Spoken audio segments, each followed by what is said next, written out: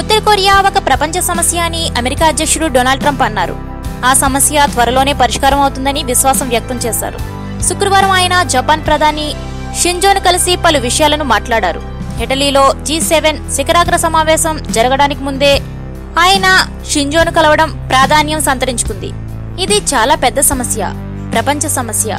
త్వరలోనే పరిష్కారం అవుతుంది. ఏదో ఒక చోట అది ఖచ్చితంగా పరిష్కారం జరుగుతుంది. కావాలంటే మీరు దీనిపై పందెం కాయొచ్చు అని ట్రంప్ అన్నారు. ఇప్పటికే ఉత్తర కొరియా, అమెరికా మధ్య ఉద్రిక్తపూరిత పరిస్థితులు ఏర్పడిన విషయం తెలిసిందే.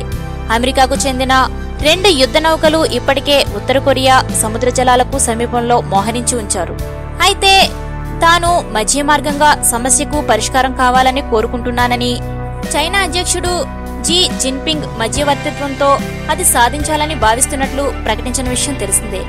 ఈలోగా తాజాగా ట్రంప్ చేసిన వ్యాఖ్యలు ప్రాధాన్యం సంతరించుకున్నాయి.